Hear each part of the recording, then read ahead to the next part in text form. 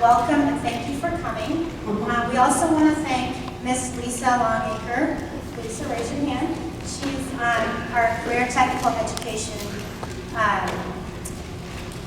lead at the high school, and Miss Karen Hoffman back there is also Real Life Learning lead. And so we just wanted to say thank you for coming, and we are here today to bring this to you, to provide you with different views and show you that there are different opportunities that are available to you after high school, after college, whatever you choose to do after high school. So we are happy that you're taking advantage of this opportunity. Not very many schools bring this to their high school kids, so thank you for coming. We hope you can take a couple nuggets from this conversation. And we also want to thank our panel here for joining us out of their busy day. So we have a lot to cover.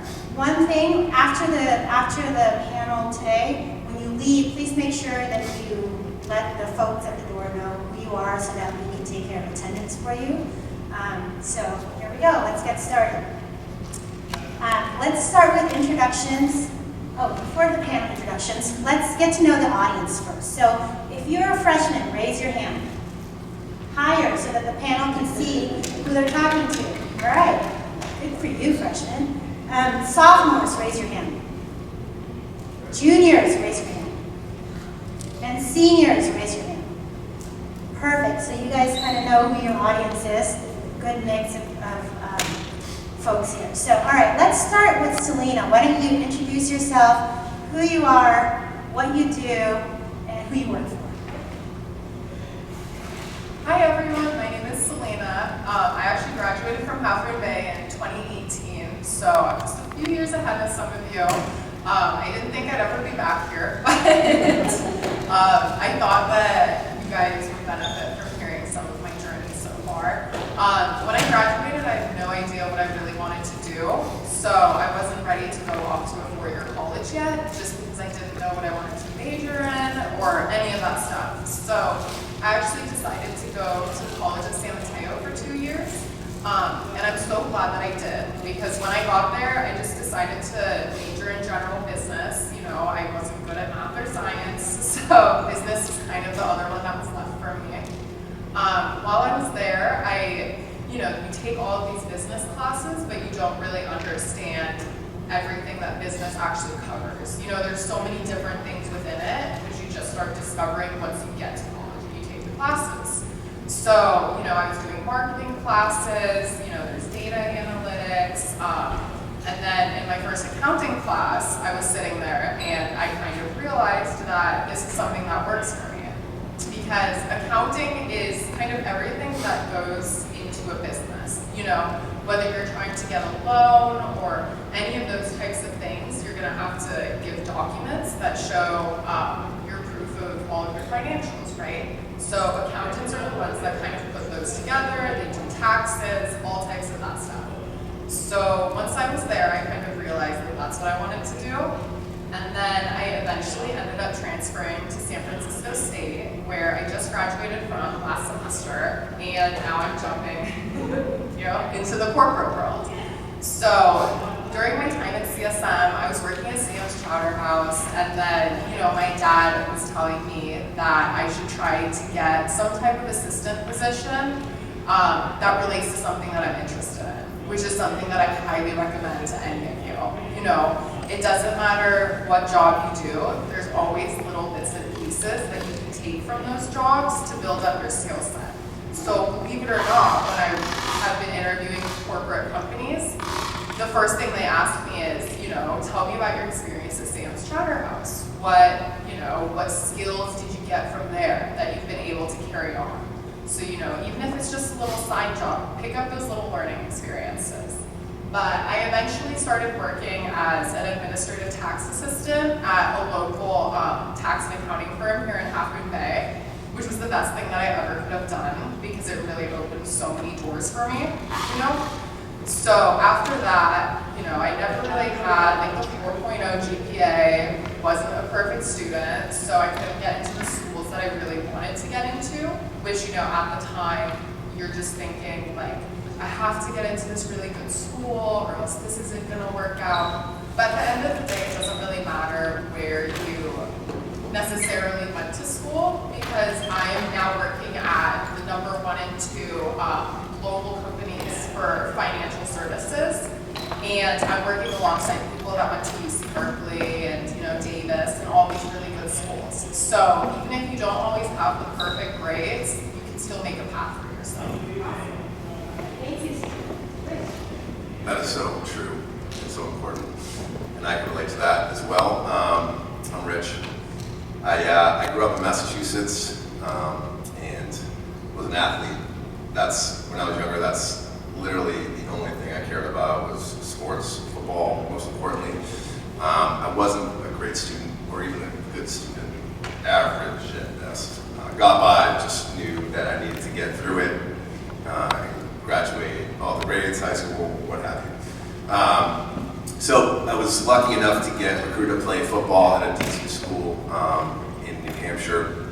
So again, in college, didn't really know what I wanted to do. After college, just was like, hey, I'm playing football now. I'm just trying to get as strong as I can and eat as much as I can. Like, that's what I cared about. And then as you get through school, you're like, all right, I'm not going to the league, right? I'm a 6'1" guy, not that fast.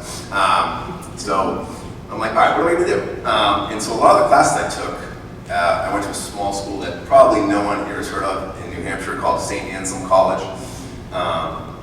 I studied classes like marketing and HR and finance and accounting. And candidly, none of that stuff interests me whatsoever. But I was lucky enough to talk to some folks, family members. They're like, hey, you're an athlete, you're competitive, you should look at sales. I was like, all right, how do I get a sales job? I'm taking a marketing class, that sounds cool. And so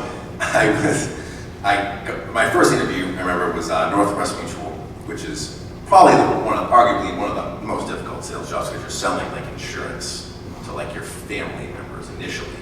And I was like, that sounds really, really challenging.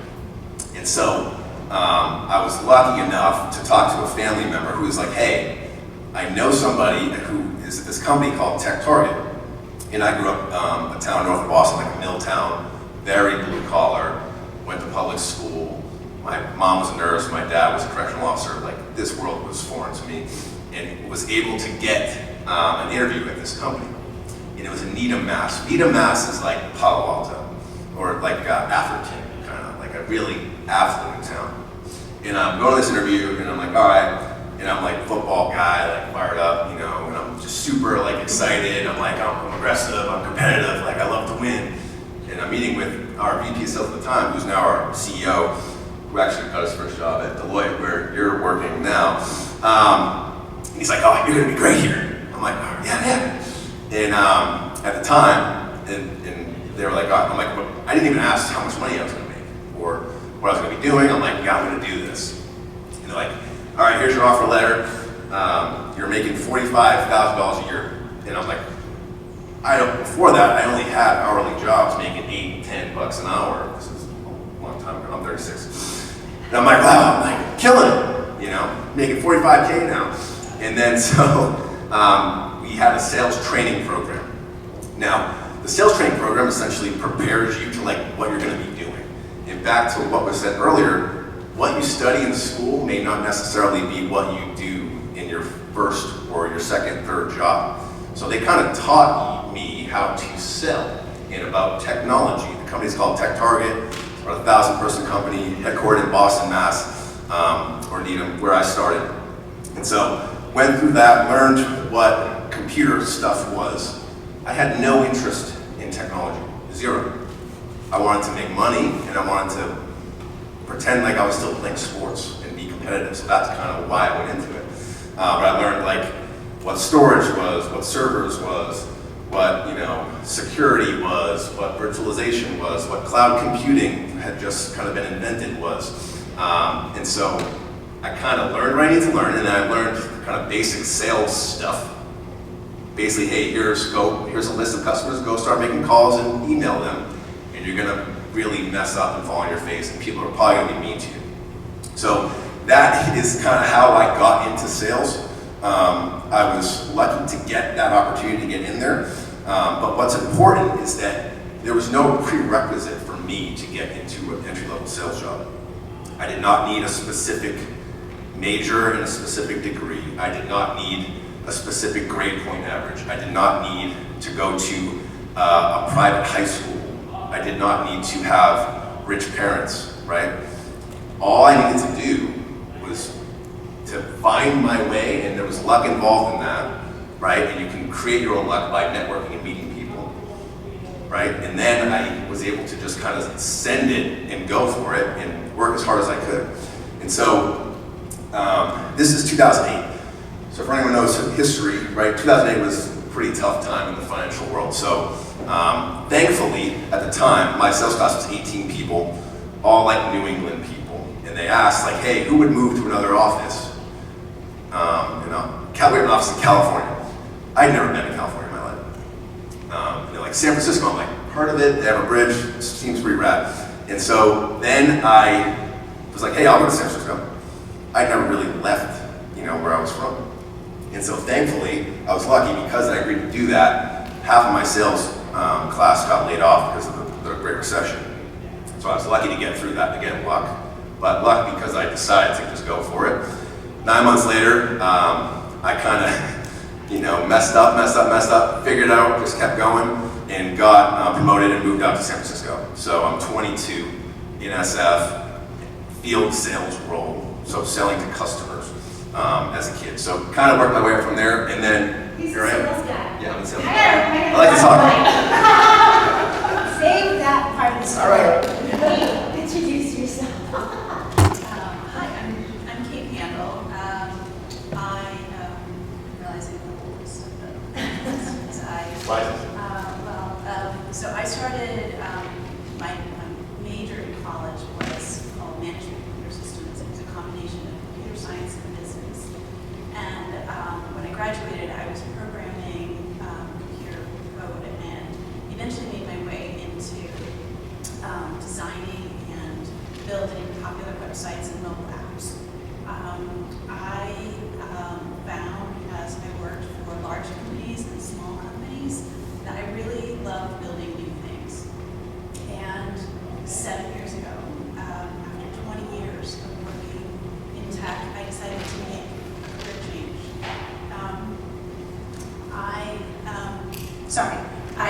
I was a mom and still am a mom. And I found that I really needed more flexibility and more control over when and where I worked. And I didn't want to have to ask permission to get time off work. I wanted to be my own boss, effectively. So I thought really hard about what I enjoy doing when I'm not working and when I'm not being a mom. And I thought about the fact that I really love imagining and thinking about ways to make my home more beautiful and more functional. And I had taken on a kitchen remodel and a deck remodel, and I really loved the results. So as a result, I decided to start my own business, helping other people visualize and complete home renovation projects. That was 7 years ago. It may sound easy to make a career change, but I can assure you it was scary at times.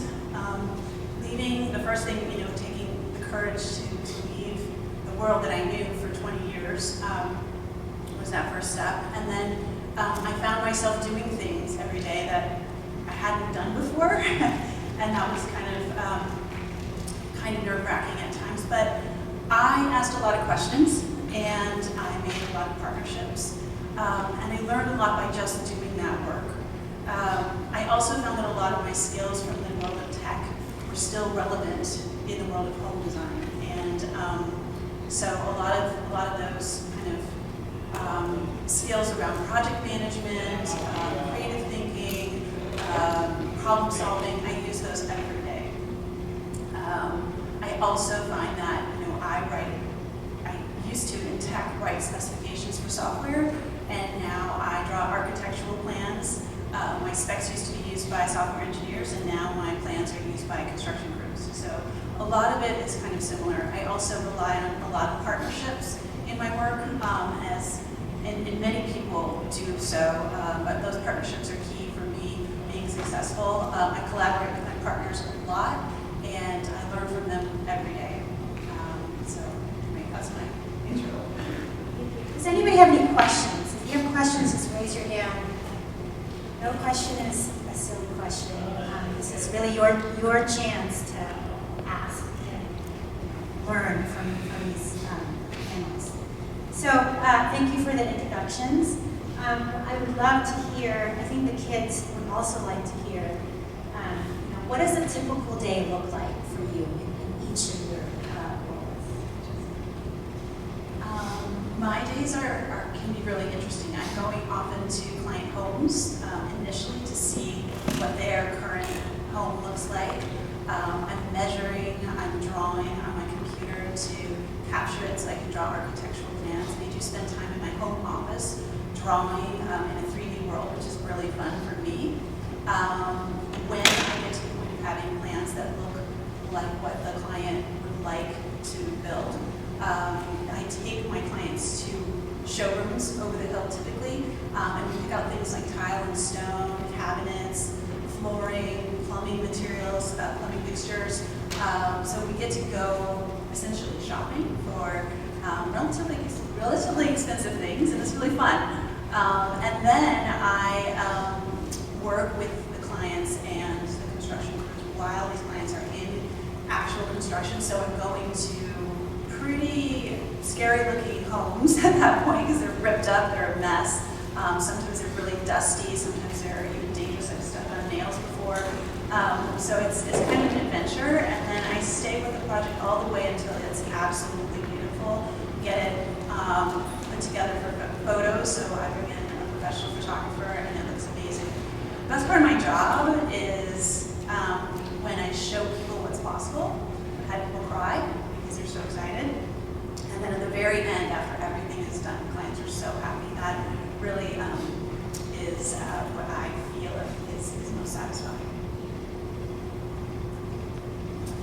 So yeah, my day-to-day has changed a lot over the years and post-pandemic especially. So before the pandemic, I was spending more time in person with customers, traveling in an office in San Francisco. Post-pandemic, I work from home 90% of the time. I'm on a lot of Zoom meetings. So in the morning, our business is global, so I have my own call with people in Europe. Basically, customers trying to offer them a solution to what they're trying to do, sell them something essentially. Midday, I'm talking to my team. A lot of my team is in Boston, where we're headquartered. Talking to folks in Boston, prospecting, right? Trying to find new business. So that's something I still try to do every day. No matter how long I've been doing this, I'm still trying to find new customers, engage with current customers, continue to build rapport, all that good stuff. So what you would do in an entry-level sales job, I'm still doing those things every day because I like to do those things, and because they yield results. And then in the afternoon, usually I have some time to see my kids, go to sports, very flexible, right? I'm in sales, I kind of run my own little business. I'm doing what I need to do, right? But I'm also taking my kid to ballet and jujitsu and swimming, whatever. And then I might have a call in the late afternoon, evening with like someone in Australia or Singapore. So depending on the day, that's my typical day-to-day. But the best thing for me is I like to be with customers and helping people be successful in what they're doing. And closing deals is essentially like the same as like, sports, plays back to sports for me. So scoring a touchdown, right? Close a big deal, kind of has that same feeling, which is cool. A typical day for me, so right now I am in between jobs. I'm starting one in January, but so this past summer I interned with PwC. They're a leading global financial and consulting firm. And as an intern, you're all the way at the bottom of the food chain, so they're giving you all the work that they don't want to do, but you gotta pay your dues. So a typical day for me there was, they give you the ability to work in a hybrid environment, but I've only actually ended up going into the office once during the entire internship, which was really nice, because I like to work from home because it's a lot more flexible. But typically the days would start out, you're working somewhere between 8 to 5, but you have the flexibility to kind of arrange your work how you like. Typically, you're doing a lot of spreadsheets. They'll give you a bunch of data sets and financial statements, and then They're like, all right, make this look nice. And the nice thing is about being at the bottom is you know that several people are still going to look over your work. So at the end of the day, it is stressful, but you know that any mistakes will be caught. So, you know, you do that, and then you have team meetings, and then maybe you take lunch or whatever, you go for a walk. But what I really liked was the flexibility that you kind of get as you go higher up. I mean, I'd be like sitting in bed watching Netflix on a Saturday, and I'm getting work emails. But that doesn't mean that I should be working, it's just that the people above me, they have such flexibility to split up their work how they want. So maybe they don't work on a Tuesday, but then on the weekend they'll catch up. So you have that flexibility to kind of talk to your bosses or managers and kind of, you know, work your life into your schedule, which is nice. No. Does anybody have any questions? No questions? I will ask the question that everybody wants to ask but doesn't want to ask. How much money can you make in your field? You don't have to give us your salary, just average. Because that's why we're all here. That's why you guys came to the business and finance. Yeah, come on. So the accounting and corporate world, you can definitely make a lot of money. As an intern at a Big 4 company, which is what I'm working in, interns typically start out between like 70 and 80,000 a year, and that's without benefits. But you know, if you then go to a different part of the country, like, I don't know, say like Iowa or something, someone that's a manager, so like 3 positions above me, would be making the same that I'm making here as an intern in the Bay Area. Just because the Bay Area is such, you know, it's a Silicon Valley hotspot for the corporate world, so you definitely have the ability to make a lot more money here a lot quicker than you would be able to in other places. But it is all relative, you know, rent is high here, cost of living. So there's a lot of different factors that come with it. Yeah, I mean, this is one of the reasons I got into sales. You start out not making, like I said, I made 45K, and this is what, 15, 14 years ago. Nowadays, starting salary for like an entry-level sales position in the Bay Area, you're probably going to make 65 to maybe 120, depending on the company in tech. But that job is very, very, very difficult. So you're earning every bit of that, right?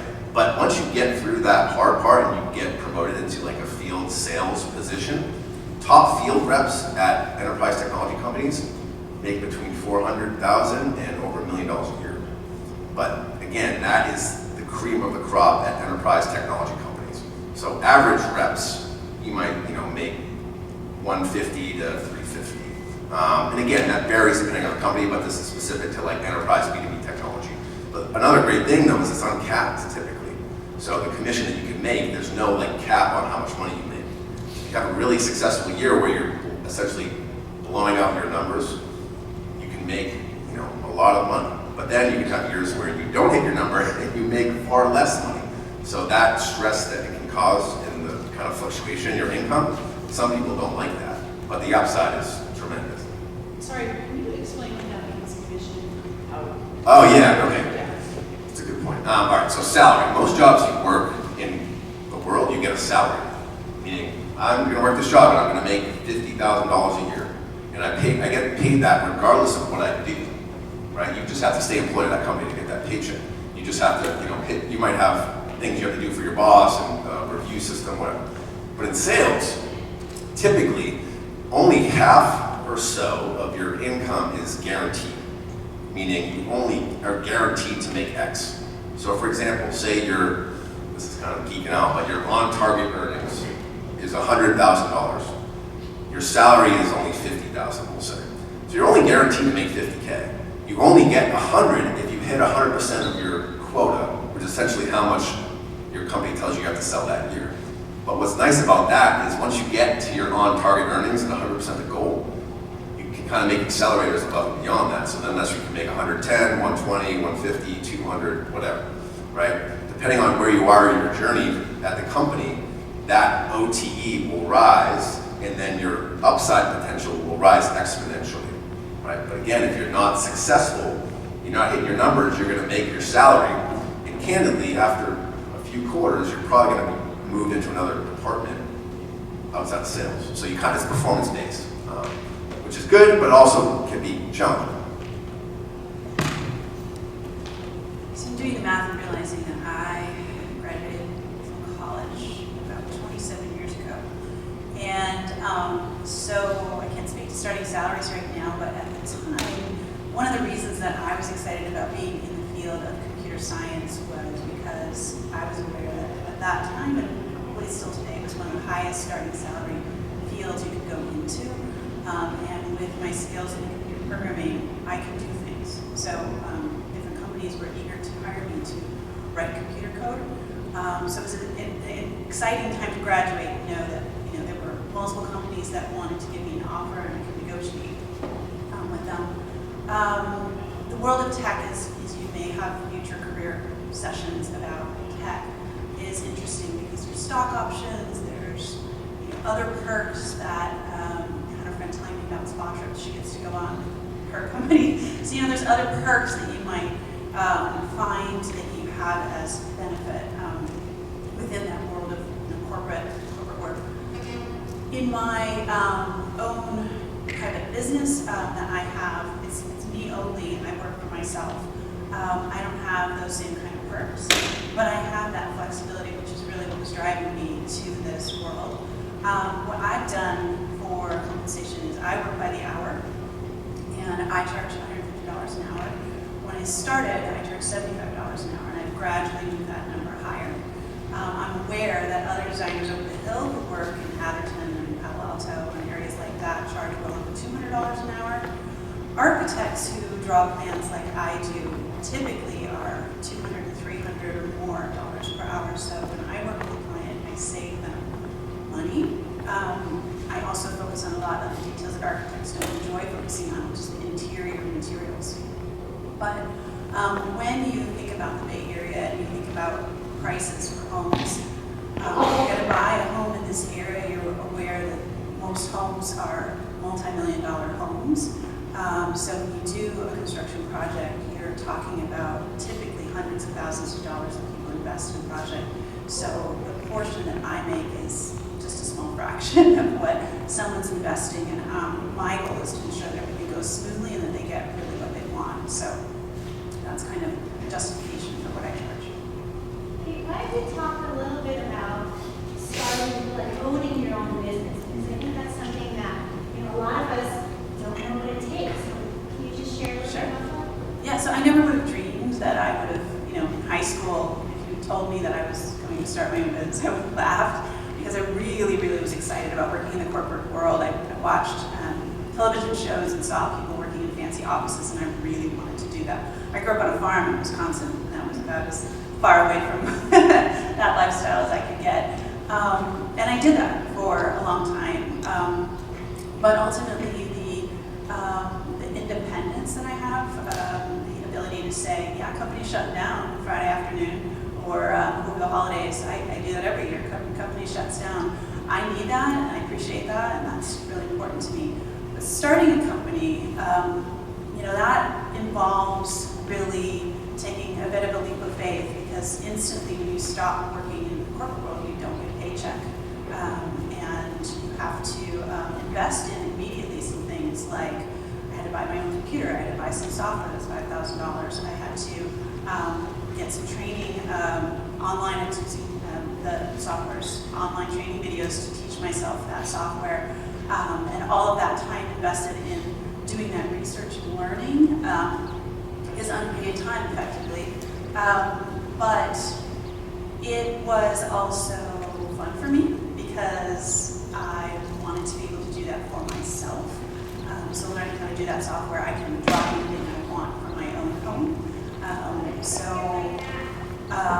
It didn't also seem like that big of a leap to use my technology background to learn this new software that many architects don't even use today. Some architects still are drawing things on paper. So I have that advantage of my technology background that has enabled me to be able to be what I think is a better provider of architectural services, because I can show people visually what they're going to get.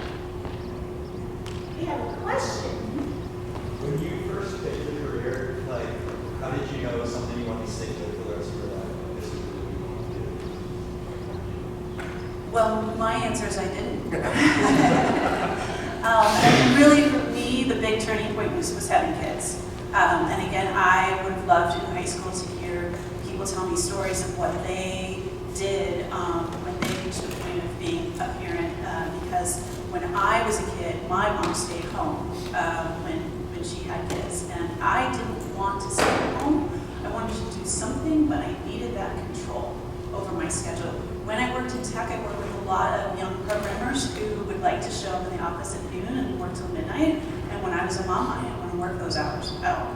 That didn't work. I needed to have school hours, and they didn't want to work those hours either. So, it wasn't a fit at that time. But it was super fun when I was in my 20s. It was awesome. So your path might change over the course of your life. It would be natural for you to expect that it would. You might find that you need different things out of your work as your life evolves. And the great thing is you can. You can always make those changes along the way. You don't have to stick with that one thing. And skills that you learn in your early stage will be things you can still leverage down the road. So you're building constantly. Yeah, I mean, to that point, like, it's not linear. So everyone has their different journey. I think don't be afraid to try something, like sales, for example. Even if you're not going to be a career-long salesperson, that's fine. Having a sales experience for 1-2 years is extremely valuable, no matter what role or segment you go into. For me, I found I really liked it because it played to my strengths. I don't honestly know what else I would have done to be successful in life. I don't know if there's anything, honestly. But after a few years of doing well and hitting my numbers and being able to move to California and go entertain customers and have a lot of fun experiences and make a lot of money at a very young age, I knew that I had friends who went to college for 6+ years that I was making more money than them in my mid-20s. So in sales, that's not everyone's experience in sales, but if you get lucky and do well, that can be your experience. So that was my experience. But again, don't be afraid to take the shot and go for it, and you'll eventually land where you want to go, and that's changes over time. Yeah, I'm 22, right? And I can promise you all that nobody knows what they're doing. People are still changing. I have friends that have switched majors like 4 times. There's friends that are still in college. There's people that graduated early.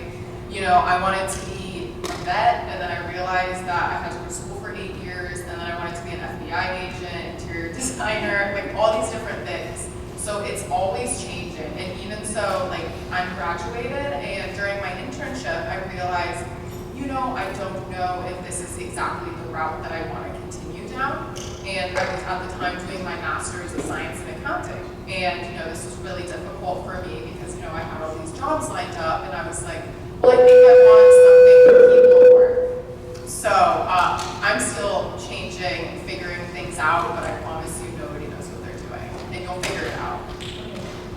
Pete, we have how many minutes? We have 5 minutes. We have 5 minutes. We have 5 minutes. If you guys have one piece of advice for the kids, what would that be? My one piece of advice is something that my dad always said to my brother and I. He always said that the best investment you can make is in yourself and your future and your education. I always rolled my eyes and I was like, okay, Dad. But it's really true. You can always learn and take little bits and pieces from everything you do. And they all make you into the person that you are, all right? I love that. So for me, my mantra over the years has been, you can't control a lot of things in this world. The 2 things you can control are your attitude and your effort. So with those 2 things, you're dangerous, right? And you're not going to always be super stoked every day and in an awesome mood, and but just be cognizant or aware of what you're doing, how you're feeling, and just try to get back to that positive mindset and try to impact people around you positively. That's so powerful in this world, in business, but also in life. If you treat other people well and you have a positive impact on them and have a positive attitude, you're gonna be successful. I guarantee, regardless of what schooling you had, where you went to school, whatever. Okay, effort. Needless to be said, but if you work hard and have a positive attitude, you're gonna be very successful. And just try to be aware of those two things. There are other things in the world that you can't control, but control what you can't control, and you'll be good. And as I was thinking about what I would like to share with you, I feel like, given my work experience, I would highly recommend that you think about what your passions are. What would you want to spend your time doing if you didn't have to work? What do you love doing? What are you really good at? What makes you feel good? You have a lot of hours to work in your life, and you know yourself, and you will continue to listen to what you discover over your lifetime. Think about what makes those days go by, and you get excited about waking up in the morning. That really is, for me, what I think about as my definition of success is being able to do things you really, really feel good about. And be brave. Be brave to take that risk.